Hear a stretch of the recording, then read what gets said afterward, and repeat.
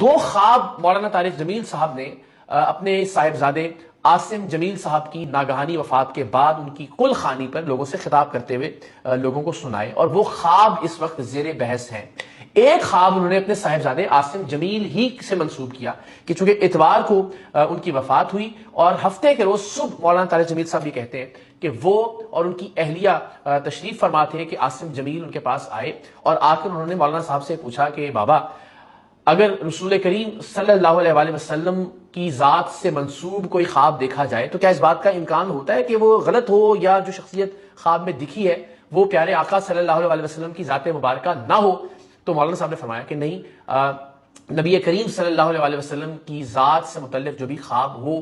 وہ درست ہوا کرتا ہے۔ تو پھر عاصم جمیل صاحب نے اپنا خواب سنایا کہ آپ نماز پڑھ رہے ہیں اور میں اڑتا ہوا وہاں آیا ہوں، اور آپ نے مجھے یہ تلقین کی ہے کہ آپ آؤ اور نماز میں شامل ہو جاؤ۔ تو عاصم جمیل نے کہا کہ بابا، میں تو فوت ہو چکا ہوں، میں تو اب اس دنیا میں نہیں ہوں اور مجھ پر نماز فرض نہیں رہی۔ پھر مولانا طارق جمیل صاحب نے اس خطاب میں بتایا کہ عاصم جمیل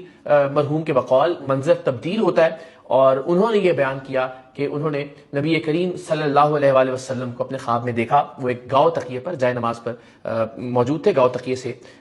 ٹیک لگا کر، اور انہوں نے عاصم جمیل صاحب سے کہا کہ اللہ سے ملاقات ہوگی یا نہیں یہ دیکھنا ہے، کیونکہ عاصم جمیل اپنی ساری زندگی اللہ سے ملاقات کے خواہاں رہے ہیں۔ سو یہ ایک خواب انہوں نے اس میں بتایا، اور ایک اور خواب انہوں نے منسوب کیا پشاور کے ایک مولانا صاحب سے۔ انہوں نے کہا کہ ایک بہت ہی غریب مولانا ہے، ان سے میری کوئی ایک آدھ ملاقات ہے۔ انہوں نے یہ پیغام بھجوایا طارق جمیل صاحب کو کہ انہیں خواب میں عاصم جمیل دکھائی دیے، نبی کریم صلی